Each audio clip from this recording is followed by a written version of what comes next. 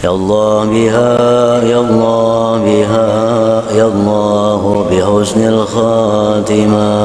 Bismillahirrahmanirrahim. Assalamualaikum warahmatullahi wabarakatuh. Alhamdulillah wassalatu wassalamu ala Rasulillah wa ala alihi wa sahbihi wa man wala wa ba'd. Saudara-saudariku dimanapun Anda berada, saya Adi Hidayat izinkan menyapa dan mendoakan kita semua. Semoga Allah senantiasa menyayangi, melindungi dan merahmati kita tanpa kecuali. Alhamdulillah, dari sekian kita belajar dan mengamati situasi dinamika yang terjadi dalam konteks kehidupan kita, bahkan dalam skala global, menghadirkan banyak hikmah, banyak pesan-pesan, dan juga pendalaman-pendalaman dan perluasan wawasan keilmuan kita. Di antara itu, ada sebagian kawan juga yang bahkan banyak bertanya, banyak meminta terkait kejadian yang berlangsung di Palestina, yang sering kita uraikan, kita bahas, untuk mendalami kembali genealogi, ya, atau asal keturunan dari umat Yahudi. Edisi kali ini kita akan coba belajar bagaimana Al-Quran, hadis-hadis Nabawi Sallallahu Alaihi Wasallam memberikan informasi yang valid kepada kita tentang keturunan dari umat Yahudi, perilaku-perilakunya, dan juga diksi-diksi Al-Quran yang sangat indah, yang bahkan mengajak seluruh manusia, terkhusus juga dari kalangan umat Yahudi, untuk kembali pada jalur-jalur kebenaran dan menampilkan realitas yang terjadi sepanjang zaman. Seperti apa uraiannya? Ini yang coba kita akan kaji di kesempatan mulia ini, insya Allah. Baik, untuk menemukan jawaban tadi, kita harus menggali dulu secara genealogi, garis keturunan, baik ke atas ataupun ke bawahnya. Dari mana kemudian umat ini muncul, seperti apa perjalanannya, bagaimana karakteristiknya, dan seperti apa kita merespon dalam konteks kehidupan global ataupun konteks kehidupan kita, ya, secara individual dalam konteks berinteraksi di sosial kehidupan kita saat ini. Baik, saya akan mulai teman-teman sekalian dari Abul Anbiya dulu ya. Abul Anbiya, bapaknya para nabi. Ya, gelar ini diperoleh oleh Khalilullah yang sangat dekat dengan Allah Subhanahu wa taala, yaitu Nabi Ibrahim alaihi salam, ya. Nabi Ibrahim. Baik, saya tuliskan dulu seperti ini. Ya kan? Nabi Ibrahim alaihissalam. Baik, nanti ini ada jalur keturunan ke atas, teman-teman sekalian. Ya, ada jalur keturunan ke bawah ke sini. Nah, jalur keturunan ke atasnya kalau kita sambungkan misalnya kan. Nah, ini yang walaupun ada perdebatan kita tuliskan dulu ya, dari Azar, kemudian ke Teruh, kemudian ke Abir, ya, tuliskan begini Abir. Nah, ini Abir ini nanti ada yang mengaitkan juga dengan bahasa Ibrani yang saat Nabi Ibrahim tinggal di Padan Aram, ya, yang sekarang itu wilayah Irak, dulu dikenal dengan Babilonia. Nanti kita turunkan juga, ya. Kemudian bin Azar, bin Taruh, bin Abir, kemudian bin Kinan, bin Arfakhshad. Tuh, ini penting sampai ada alarm tuh di komplek. Arfakhshad. Bin Azar, bin Taruh, bin Abir, bin Kinan, bin Arfakhshad, bin Sam. Kemudian di sini Sam. Kemudian bin Nuh alaihissalam. Nuh alaihissalam. Ayo teman-teman sekalian ya. Jadi ini Nabi Ibrahim alaihissalam, ya, keturunan tentunya nanti akan ketemu dengan Nabi Nuh, dan Nabi Nuh pun akan tersambung kepada Nabi Adam alaihissalam. Tapi kalau kita bahas ke atas terlalu jauh nantinya ya. Jadi kita cukupkan sini dulu. Jadi Ibrahim alaihissalam bin Azar, bin Taruh, bin Abir, bin Kinan, bin Arfakhshad, bin Sam, bin Nuh alaihissalam. Ya. Dan Nabi Nuh alaihissalam ini nanti akan melahirkan generasi yang terus nanti berkembang, ya, menebar keturunannya, generasinya di muka bumi yang sekarang kita menjadi bagian dari keturunannya. Ya, terutama dari 3 keturunan beliau. Ya, ini Nabi Nuh alaihissalam kan dalam sejarah disebutkan setidaknya ada 4 kan ya. 4 dari anak keturunan, 1 Kan'an, ya. Nah, ini yang kemudian tenggelam dalam banjir besar karena beliau tidak mengikuti arahan ayahandanya, ya. Kemudian juga nanti ada Sam. Nah, ini yang ke sini keturunan Nabi Ibrahim alaihissalam, nanti dari sini ya, tarik jalur ke atas. Dari Sam, kemudian ada Ham, kemudian ada yang keempat Yafith, ya, Yafith. Nah, ini teman-teman sekalian, 3 ini nanti yang akan berkelanjutan mengikuti Nabi Nuh alaihissalam yang naik ke kapal besar itu, ya, kemudian melewati berbagai rintangan saat terjadi banjir besar, dan kemudian mendarat dan melahirkan keturunan dari sini sampai ke populasi manusia hingga saat ini. Ya, dari Sam ini nanti melahirkan diantaranya bangsa Arab, ya. Kalau mau kita rinci lagi, teman-teman sekalian, misalnya di sini nanti ada Asyur, ya, seperti ini. Yang nanti ada Assyria, yang ada Babil. Nah, yang Babilonia nanti yang Fadan Arab. Kemudian nanti ada Aram, ya, ada Finit, ya, nanti satu garis nanti ke Ham, ini melahirkan Afrika. Kemudian juga nanti ada Kanaan, Kanaan, ini Palestina, ya, dan sekarang Palestina atau Filistin. Nah, ini yang Babilonia, yang Irak, ini yang Aram, ya, Aramaik ke wilayah Syria yang ke sebelah sana. Ini Asyur, Assyria, Finit nanti ke sebagian, nanti ketemunya dengan jalur Ham nih, yang di Afrika. Kemudian ada Kaldan. Nah, ini Irak kuno, teman-teman sekalian. Kemudian juga ada Ibrani. Nah, Ibrani ini nanti ada yang juga mengaitkan dengan bahasa Fadan Arab, ya, yang di Babilonia, yang menjadikan keturunan ini nanti berbahasa Ibrani. Lalu dari situ juga ada yang mengaitkan dengan Abir, yang jadi bahasanya Nabi Ibrahim alaihissalam ketika ada di Fadan Arab. Dan ketika hijrah nanti, ya, beliau ke wilayah Syam yang kita masuki sekarang, wilayah Syria, ya, Syria, Yordania, Palestina ada di situ, kemudian juga Libanon. Nah, nanti kemudian bertransformasi bahasanya penyesuaian dengan Aramaik, karena itu nanti dari Ibrani ke Aramaik. Nanti kita gali bagian aspek bahasanya ketika sampai ke sana. Kemudian di sini juga ada Masri, ya, yang nanti melahirkan turunan Mesir, karena perpaduan dari sini, ya. Jadi kita temukan Asyur, Babil, kemudian Aram, Finit, Kanaan, Kaldan, Ibrani, Masri, ini diantaranya, ya. Kita 1, 2, 3, 4, 5, 6, 7, 8. Kita hitung, ya, kurang lebih 8. Nah, nanti Sam ini teman-teman sekalian yang populer nanti masuk kepada unsur Semitik yang sekarang, ya, termasuk Arab di dalamnya. Jadi kalau ada kita dengar Smith, ya, musuhnya Keanu Reeves, ya, dalam Matrix itu, ya. Ada si Smith, Sam, bukan itu saja, nanti banyak kalau nanti kita belajar, ya, tentang pemikiran Hollywood. Saya nggak berinteraksi dengan film-film dan sebagainya, tapi saya baca sejarah, ya. Nanti kalau kita baca dengan pemikiran itu, suatu saat kita akan belajar, dia akan temukan banyak sekali Sam, dan itu sangat menarik gitu, sangat menarik. Ya, kenapa temannya yang di Lord of the Ring itu kan yang mengiringi si Sam juga. Di Transformer namanya Sam juga, nanti kadang-kadang ada Smith juga dan seterusnya. Nah, itu ada kaitan-kaitan nanti, ya, kaitan-kaitan dengan pesan-pesan Semitik. Cuma Semitik itu nanti tidak akan dikhususkan kepada golongan Yahudi saja. Ya, Arab juga Smith, ya. Nanti ini turunan Semitik nih, ngambung ke sana. Kanaan, Palestina juga Smith. Jadi kalau Anda anti Smith, ya anti Palestina juga. Jadi kalau misalnya Anda bully orang Palestina, atau bahkan Anda, mohon maaf sekali, ya, kemudian bombardir, atau bahkan kemudian Anda zalimi, aniaya, kriminalisasi, itu antisemit juga, ya. Termasuk ke orang Arab itu antisemit juga, ya. Jadi Semitik ini galinya ke sini nanti, ya. Ini nanti Ham lebih kepada ras Afrika, ya, dan turunannya nanti, ya, termasuk nanti ke Finit, ini nyambung ke sini. Dan ini Yafitik nanti melahirkan bangsa Eropa, dan nanti kita akan lihat turunan-turunan yang selanjutnya. Ini garis besar dulu, ya, teman-teman sekalian, untuk menunjukkan bagaimana dari garis genealogi Nabi Ibrahim ke atas, ya, alaihissalam, sampai nanti ke Adam alaihissalam. Saya izin ambil penghapus dulu, saya hapus dulu ini, ya, kemudian kita turunkan ke bawah. Jadi saya cukupkan sampai Nabi Nuh, Nabi Ibrahim ini nanti kita turunkan generasi ke bawah. Baik, bismillah. Kita akan coba turunkan sekarang jalur ke bawahnya. Kita hapus dulu ini supaya kita mengenal lebih jauh, dan kita temukan nanti genealogi kapan Yahudi itu ketemu. Ya, kapan Yahudi itu ketemu, ya, diksinya. Karena nanti redaksi Al-Quran tegas menyampaikan, makana Ibrahimu Yahudiyya wala Nasraniyya walakin kana hanifan muslima. Ya, tidaklah Nabi Ibrahim itu seorang Yahudi, seorang Nasrani, tapi beliau adalah seorang Muslim yang taat, Muslim yang lurus, yang membawa garis risalah sampai dengan ke atas, ya, sampai dengan ke jalur Nabi Nuh alaihissalam. Yang ini nanti akan diturunkan Quran surah keempat ayat 163, yang nanti turunan dari salam Nuh ini sampai juga kepada Nabi Muhammad SAW, ya.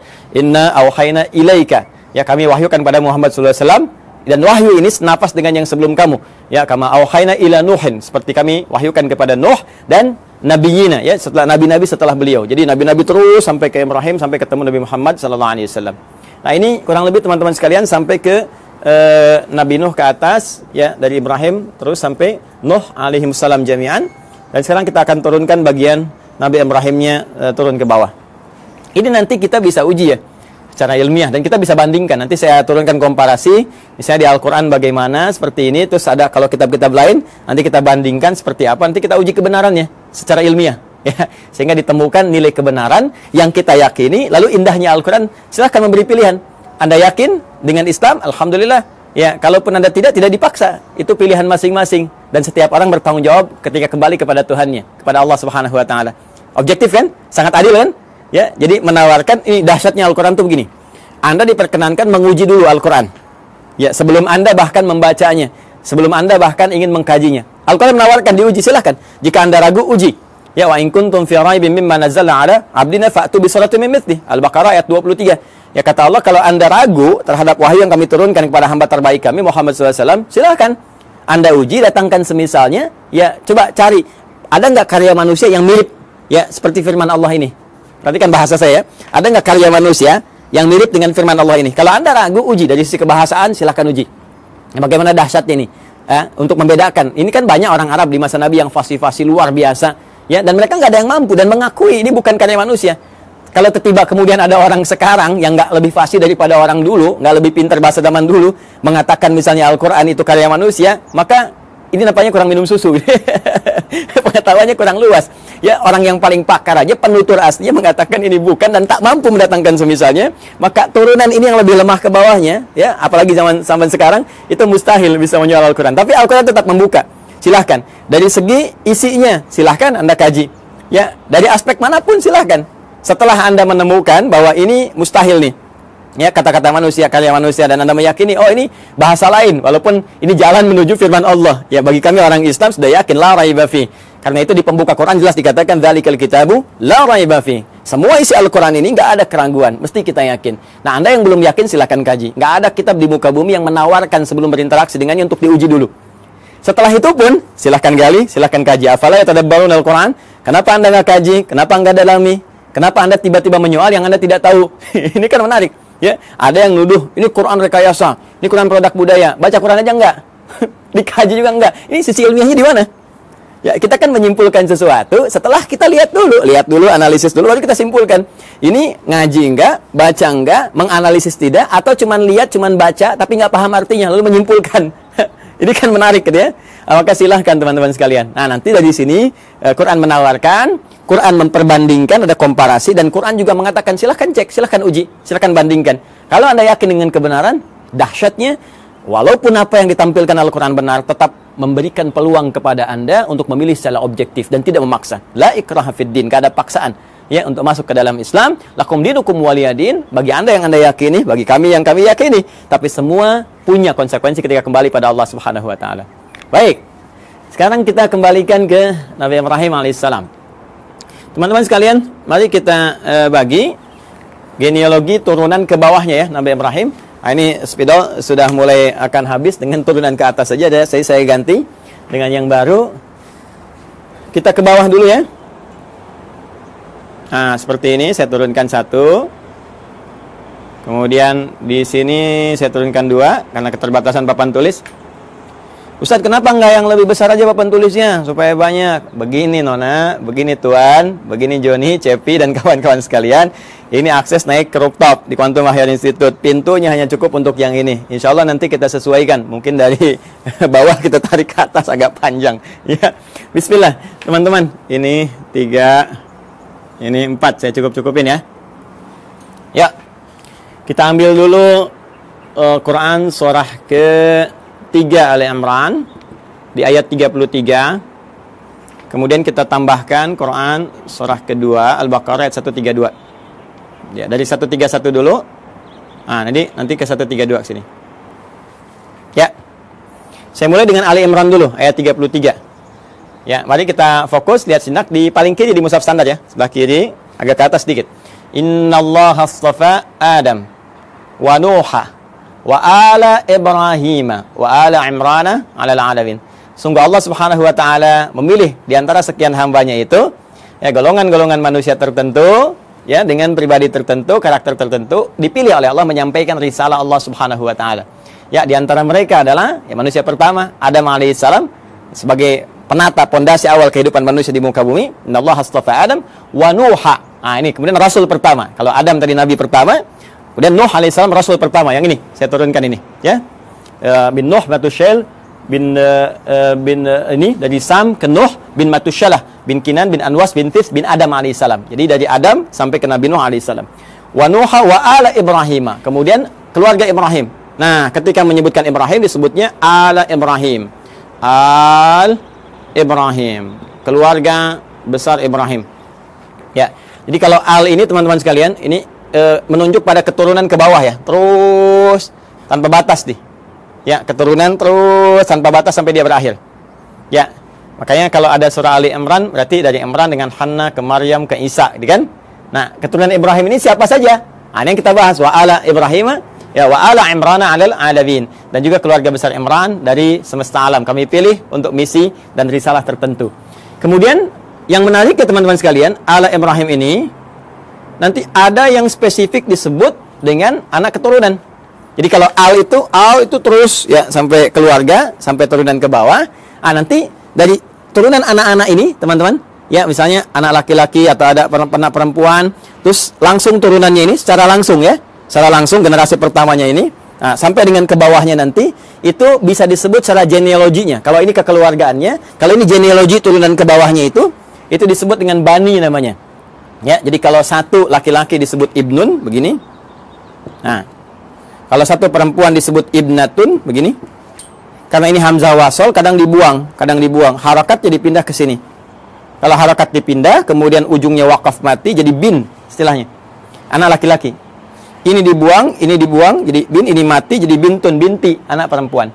Ya, Isa bin Maryam, Isa anak laki-lakinya Maryam. Aisyah binti Abi Bakar, radhiyallahu taala anhuma, ya, Sayyidah Aisyah binti Abi Bakar. Jadi anak perempuannya sahabat Abu Bakar. Ini kalau kita gabungkan keduanya, ya, terus ke bawah ini, apalagi kalau ditambah, jadi bani namanya. Ya, bani, ya kan? Anak keturunan, garis keturunan, genealogi yang ke bawahnya. Baik, nah sekarang kita sambungkan ke Quran surah 2 Al-Baqarah ayat 131. 131-nya mengatakan idz qala lahu rabbuhu aslim qala aslamtu lirabbil alamin. Ini dasar pertama. Ketika Rabbnya mengatakan ya kepada Nabi Ibrahim alaihissalam, Nabi Ibrahim punya Tuhan, ya Tuhannya Allah Subhanahu wa taala, difirmankan oleh Allah aslim, tunduk patuh kamu kepada semua ketentuan Tuhan. Ya, jadi aslim itu kata perintah, fi'il amr. Ya, aslim tunduk patuh. Jadi orangnya disebut dengan muslim. Ya, bingkainya disebut dengan Islam. Jadi Islam itu bingkainya dari kata aslama yuslimu islaman. Ya, Islam itu ya disebut dengan bingkainya, frame-nya ketika kita masuk ke dalamnya beriman, yakin kita masuk. Ya, begitu masuk namanya muslim kita. Keyakinan kita menjadikan kita mukmin. Mukmin itu keyakinannya, muslim itu orang yang masuk ke dalam bingkainya. Muslim. Ya, tunduk patuh. Jadi nama muslim Islam itu memberikan kesan bahwa kita mesti tunduk, mesti patuh dengan perintah Allah Subhanahu wa taala, jangan melanggar ketentuan, ikuti semua arahan-arahan, perintahnya, jauhi larangan. Itulah Islam. Jelas ya? Orangnya muslim. Maka kata Allah Subhanahu wa taala berfirman pada Nabi Ibrahim, "Aslim, kamu tunduk patuh pada perintah Tuhan." Ya, maka beliau katakan aslamtu lirabbil alamin. Saya siap ya Allah. Sami'na wa ata'na. Ya, kita tunduk, kita patuh, kita taat, kan? Maka beliau katakan aslamtu lirabbil alamin, saya tunduk, saya patuh ya Allah kepada Rabb semesta alam, seluruhnya tanpa kecuali. Maka di sini Al-Qur'an mengatakan beliau hanifah muslimah, orang yang lurus, yang tegak, yang patuh, muslim. Ya, sifatnya disebut apa tadi? Islam. Ya, jadi di sini kalimat pertama ingin saya tegaskan bahwa risalah-risalah yang dibawa Nabi Ibrahim sampai ke Nabi Nuh, ya, sampai bahkan ke Nabi Adam alaihissalam, sampai turunan di ke bawah tidak akan lepas dari misi yang sama, yaitu misi untuk tunduk patuh pada ketentuan Allah Subhanahu wa taala. Tunduk patuh pada ketentuan Tuhan. Ditugaskan tunduk patuh. Jadi nggak ada nabi yang berkhianat. Ya, nggak ada nabi yang melanggar. Nggak ada nabi yang bergeser pada ketentuan Tuhan. Semua dijaga, penjagaannya disebut maksum. Karena itu sifat nabi, rasul itu punya sifat maksum, terjaga dari salah. Kalaupun naluri manusianya ingin berbuat salah, maka diluruskan. Tidak, ini ya, ini yang benar. Ya, walaupun bergeser dari nilai-nilai risalah ke kemanusiaan, nanti akan ditarik kembali. Ini manusia. Ya, sedangkan kamu punya visi kerasulan. Kamu manusia, kerjakan sifat kemanusiaannya, itu normal, itu biasa. Tapi risalah kerasulan menjagakan kamu terjaga dari perbuatan-perbuatan yang menyimpang. Maka disinilah kemudian kepatuhan, ketundukan itu dibangun. Karena itu, kepatuhan, ketundukan dalam bahasa Arab itu disebut dengan Islam namanya. Orangnya muslim. Karena itu semua risalah bahkan dari Nabi terakhir Nabi Muhammad SAW sampai ke atas, risalahnya risalah Islam. Risalah yang menjadikan mereka tunduk patuh kepada Allah dan tidak menyimpang, tidak merubah apapun. Ini penting kalimat terakhir ini saya katakan, tidak menyimpang, tidak merubah apapun, termasuk merubah firman-firman Allah, ketentuan Allah, ya, hanya sebatas urusan-urusan dunia, tidak jauh daripada itu. Jelas ya? Nah, kemudian amanat ini disampaikan kepada generasinya. Nah, ini dia nih. 132. Wa wassa biha Ibrahimu banihi. Dan mulai muncul. Wassa biha Ibrahimu banihi wa Yaqub. Muncul Yaqub. Ya baniya innallaha astafa lakumuddin fala tamutunna illa wa antum muslimun. Ya, maka Ibrahim mewasiatkan kepada generasinya termasuk nanti Yaqub. Kita lihat nanti Yaqub itu siapa. Baik, Ibrahim mewasiatkan kepada generasinya. Nah, ini genealogi ke bawahnya. Diwasiatkan ke bawahnya. Ya, sungguh Allah telah menetapkan bagi kalian satu tuntunan yang benar, pedoman yang benar yang harus dipatuhi. Ya, pedoman tuntunan frame tadi itu din, ya. Din kita kan namanya Islam tadi, ya, frame-nya kan Islam kan? Makanya di Quran surah ketiga, Quran surah 3 ayat 19 itu kata din disandingkan dengan Islam. Din disandingkan dengan al-Islam. Ya. Innad dina 'indallahil Islam. Innad dina 'indallahil Islam. Tadi frame-nya disebut Islam, kalau kita masuk frame ya ke dalamnya karena yakin patuh, tunduk, ya yakin tanpa ragu disebut iman, orang yang mukmin atau amanah atau amanu. Jadi begitu kita masuk disebut ya ayyuhalladzina amanu. Frame-nya disebut Islam. Kalau sudah masuk mesti tunduk, patuh untuk mengerjakan semua ketentuan. Makanya nanti semua ketentuannya disebut silmi namanya. Quran surah kedua ayat 208. Ya ayyuhalladzina amanu, ay orang yang telah yakin ya tanpa ragu, udkhulu fis silmi. Maka tunaikan semua ketentuan-ketentuan dalam frame ad-din ini. Apa frame-nya? Islam. Artinya harus tunduk, harus patuh. Ya karena itu, di lain kesempatan Nabi Ibrahim menyebutkan di Quran surah kedua ayat 132, ya innallaha astafa lakumuddin. Allah telah memilihkan bagimu frame kehidupan yang ada pedoman di dalamnya, yaitu Islam. Patuh, ya. Ke siapa yang disampaikan? Banihi. Bani kepada keturunan-keturunannya, anak-anaknya secara genealogis, ya. Nah, ini dia yang secara genetik kita akan turunkan. Siapa anak-anak ini? Bahkan di ayat ini diberikan kisi-kisi, salah satunya ada Yaqub. Siapa Yaqub itu? Kita yang coba akan turunkan, teman-teman. Baik, izin saya hapus dulu ini. Yang ini saya hapus. Ya, supaya nanti kita mudah menurunkan keturunan secara genetik dari yang ini dulu. Bismillah, Nabi Ibrahim alaihissalam, beliau kemudian menikah. Ya, diberikan jalan oleh Allah Subhanahu wa taala untuk menampilkan risalahnya dan supaya risalah itu terus ya menyebar, meluas dalam generasi-generasi selanjutnya yang melanjutkan risalah ayahandanya tercinta yaitu Abul Anbiya. Maka Allah berikan kemudian jalan untuk pernikahan. Nah, ini jalurnya untuk menikah. Ya, bukan hubungan sembarangan gitu ya. Maka adalah kemudian perempuan yang sangat luar biasa terhormat. Terhormat, perempuan baik, suci, akhlaknya mulia dan cantik jelita. Nah, ini jarang sekali yang seperti ini, itu Sayyidah Sarah. Ya. Masih di Padan Arab nanti ya, di Babilonia nanti bertemu jodohnya dengan beliau. Kemudian nanti di sini ada Sayyidah Sarah binti Am al-Khalil. Am al-Khalil.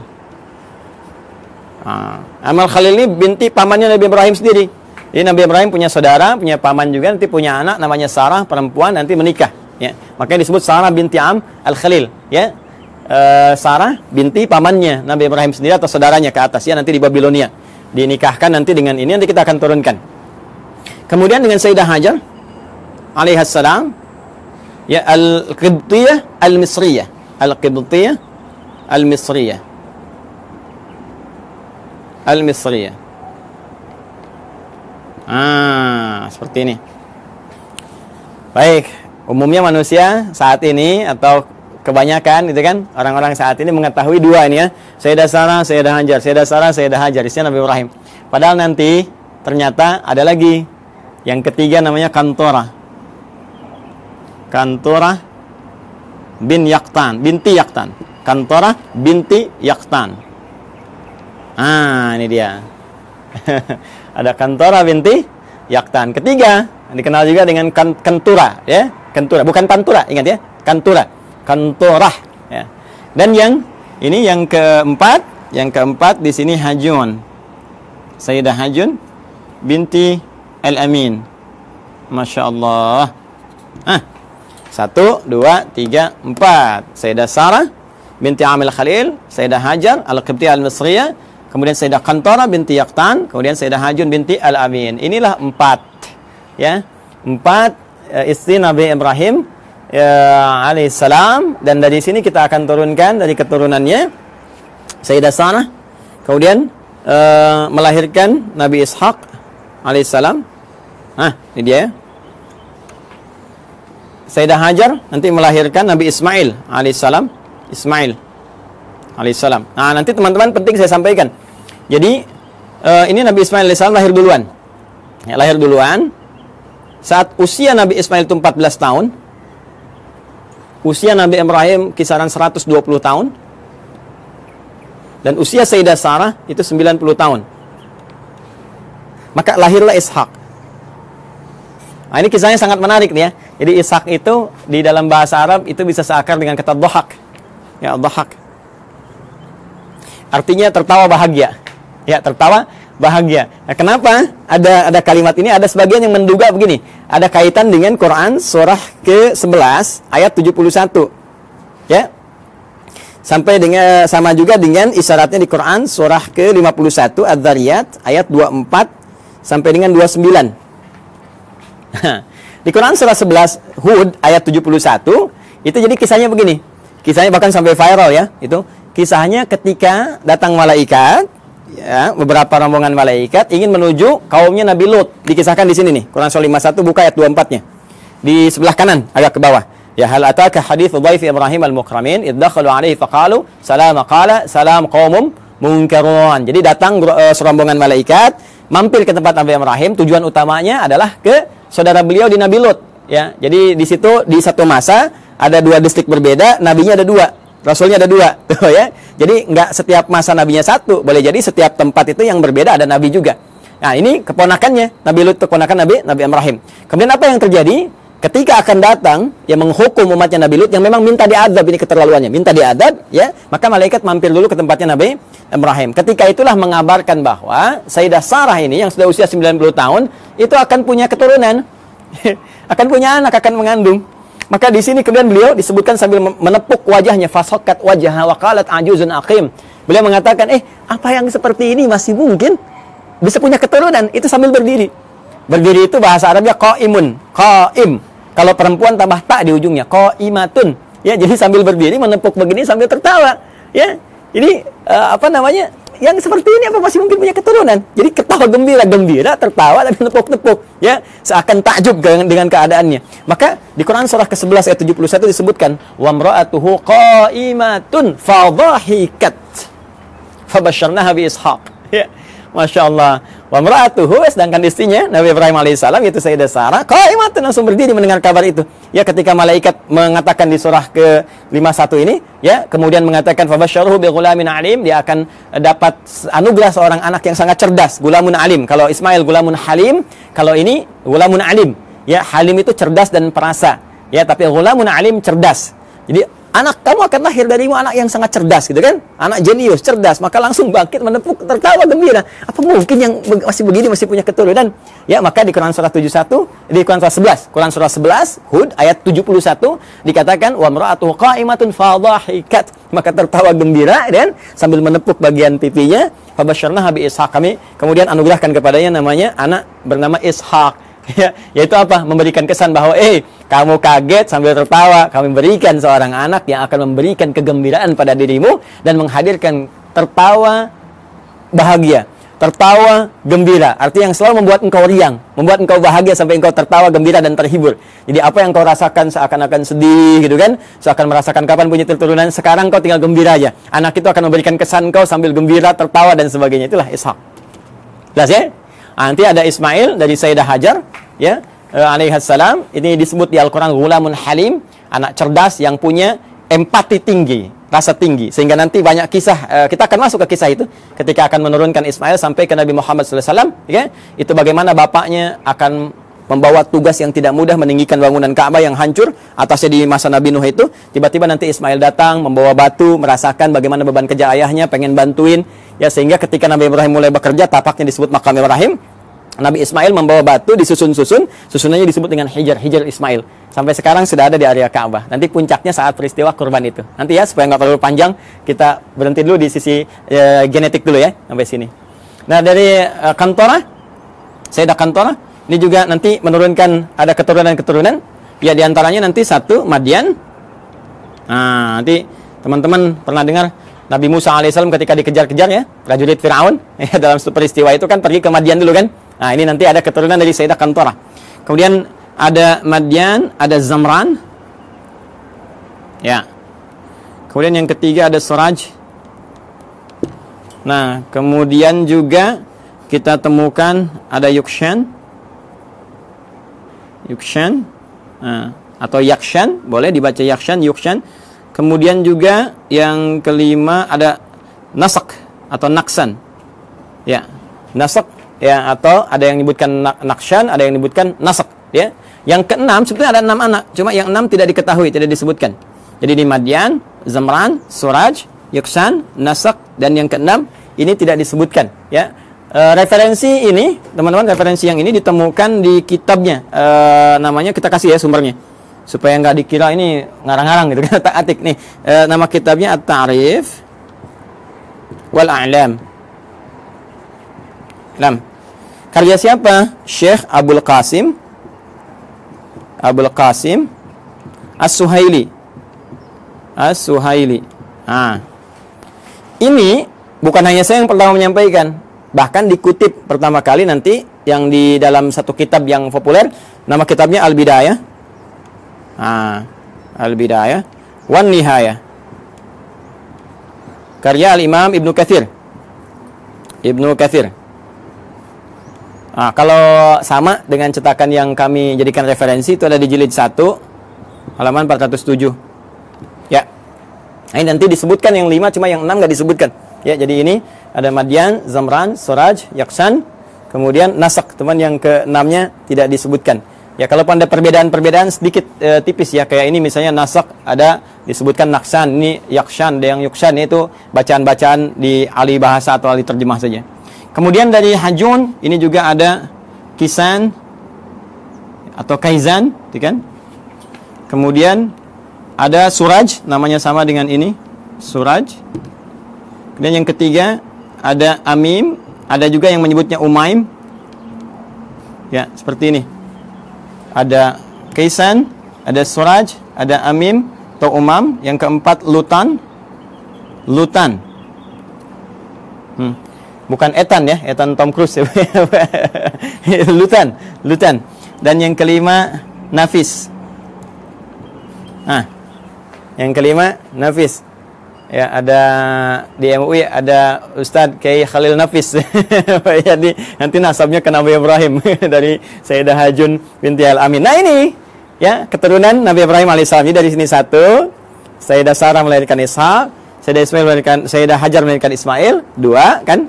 Kemudian dari Kantorah itu ada 6, 1 tidak diketahui, nanti 2 tambah 6, 8. Kemudian dari Sayyidah Hajun binti Al-Amin ada 5. 8 tambah 5 ada 13. Ya, 2 tambah 6, 8, ada 13 tambah 5, 13. Jadi ini kurang lebih 13 keturunan Nabi Ibrahim alaihi salam. Ya, dari istri-istri beliau. Dan nanti dahsyatnya, nanti ya, mungkin episodenya akan panjang gitu. Di Kantorah ini nanti juga ada satu penelitian dugaan kuat bahwa itu yang menjadikan turunan dari bangsa Melayu, Jawa khususnya. Ya, disebutnya bangsa Jawi gitu kan. Jawi itu dulu ya mencakup Melayu semua, karena waktu ke Arab itu dikenalnya dengan Jawi, bangsa Jawi. Jadi Jawi itu bukan cuma Jawa yang dalam konteks ini di kita di Indonesia ada Jawa Barat, Jawa Tengah, Jawa Timur. Tapi Jawi itu nanti luas termasuk Melayu dan sebagainya. Nanti suatu saat kita akan belajar ke sana. Insya Allah. Ini teman-teman sekalian, kurang lebih ya. Ini referensinya, ini gambarannya. Nah, Yahudinya kan belum ketemu. Ya, sekali lagi Yahudinya belum ketemu, maka kita harus turunkan minimal sampai tadi Yakub tadi, karena kan tadi saya katakan di Al-Baqarah 132 kan, waswabiha Ibrahimu banihi wa Yakub. Yakub siapa? Yakub. Karena ini urutannya di sini 1 2 3 4, kita turunkan ini dulu. Ya. Ini saya hapus dulu yang ini ya. Sudah dicatat ya? Kalau nanti teman-teman belum sampai catatannya, nanti lihat di rekaman ya, di review, diturunkan kembali. Nabi Ishak alaihissalam kemudian menikah, tumbuh dewasa tentunya, menikah dengan seorang perempuan mulia, jelita, ya, akhlak bagus dan sebagainya, namanya Rafkah. Rafkah binti Batuil. Ini dia. Rafkah binti Batuil. Gini ya, teman-teman sekalian. Dari pernikahan ini, ya, Nabi Ishaq alaihissalam menikah dengan Sayyidah Rafkah binti Batuil, melahirkan 2 anak kembar. Nah, ini yang gak banyak orang tahu. Ya, siapa 2 anak kembar ini? Yang pertama adalah Aish atau Isyu, gitu kan? Ya, atau Aisyu begini tulisannya. Ain, ya, sad. Ya. Ya, ini satu. Yang kedua Yakub. Yakub. Ini kembar ini. Taunya kan Nabi Ishaq, Nabi Yakub, gitu kan? Ternyata ini kakak adik. Ini kakaknya Ish atau Isyu, ini adiknya Yakub. Gitu, ya. Coba nanti setelah berkembang remaja, saya percepat saja. Yang Ish ini, Isyu ini, nah, akan ditugaskan nanti berkelana gitu kan, merantau ke wilayah Romawi, Roma ya. Rum, istilahnya Rum. Jadi ini nanti disebutkan keturunan-keturunan dari Rum ya, yang nanti mengacu kepada yang Yafith itu ya.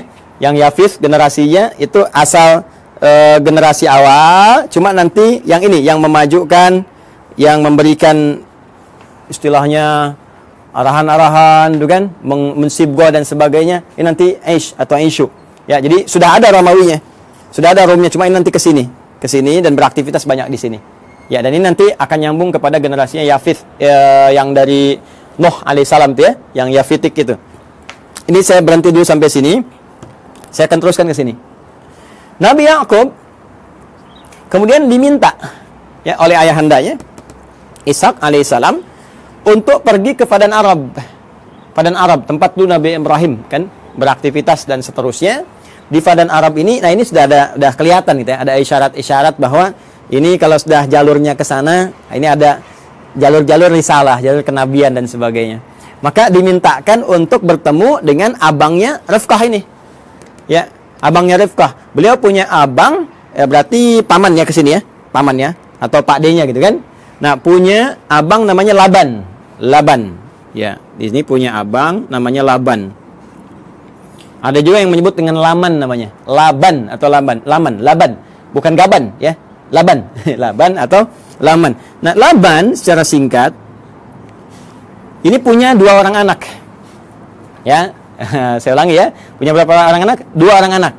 Nah, teman-teman sekalian, singkatnya ketika Nabi Yakub alaihissalam itu datang ke Padan Arab, kan, ke Babilonia, mencari dan sebagainya, maka setelah perjalanan itu ditemukanlah nanti salah seorang perempuan bertanya kepadanya dan ditunjukkan tempatnya Laban ini. Ternyata itu anaknya.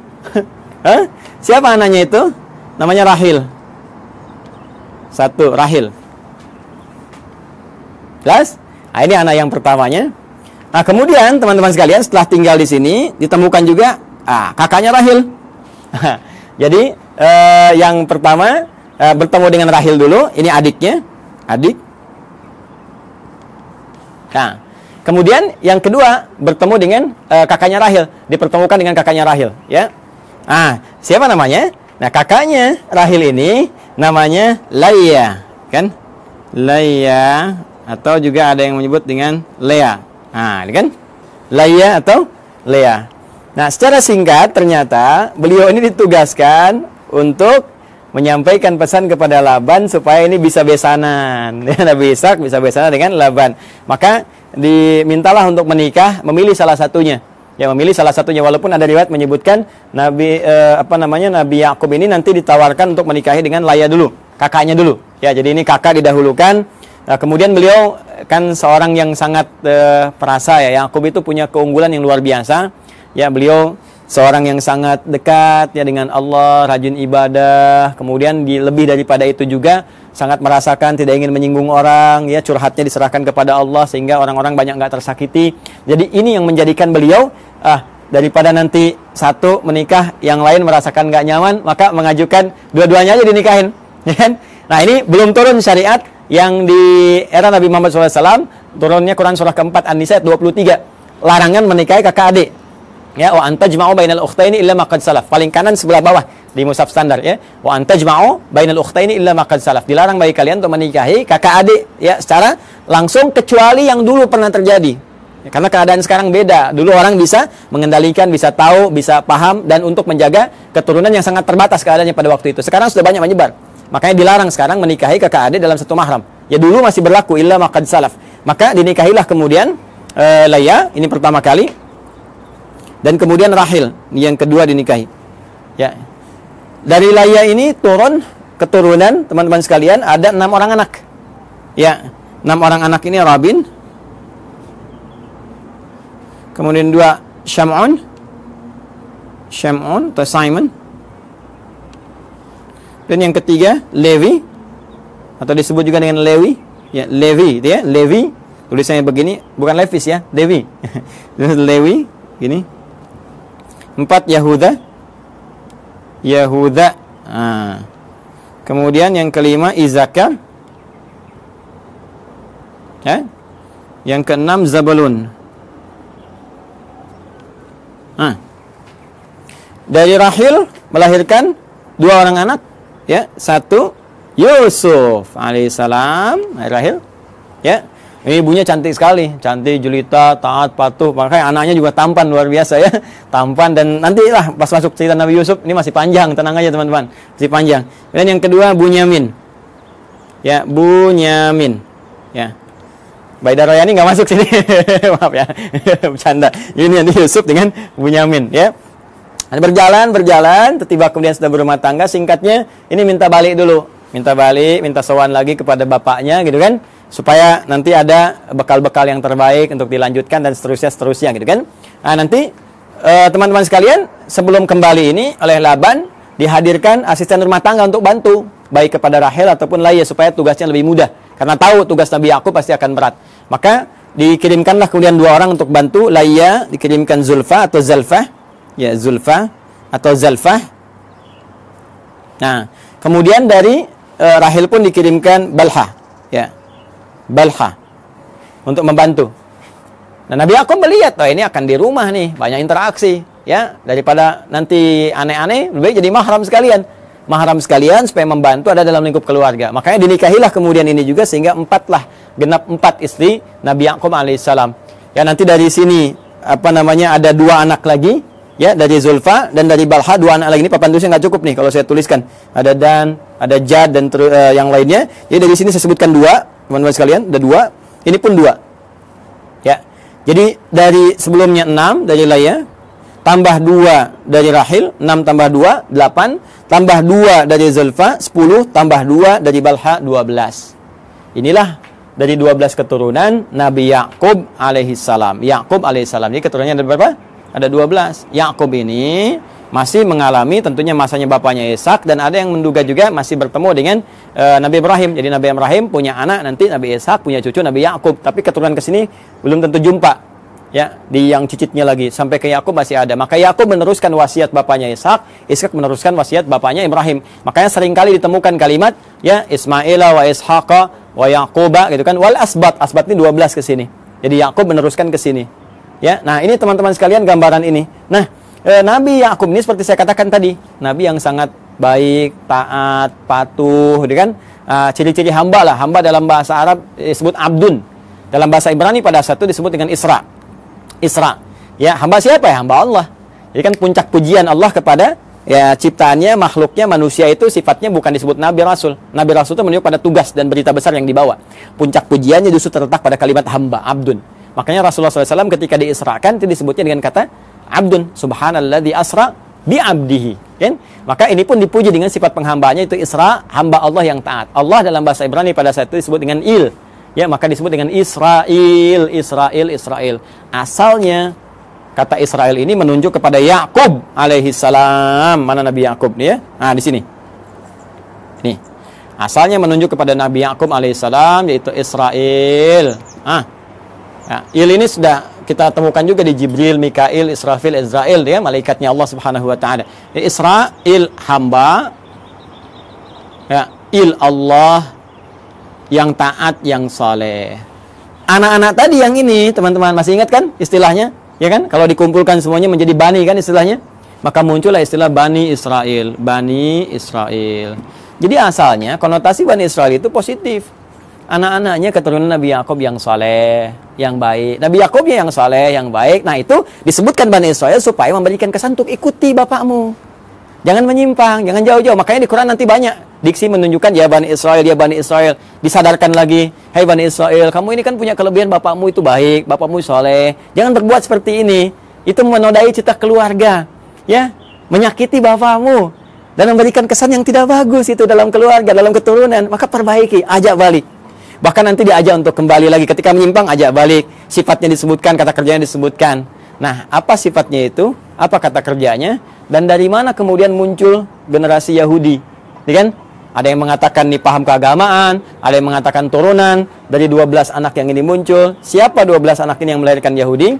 Apakah itu paham, benarkah paham keagamaan atau keyakinan atau doktrin tertentu?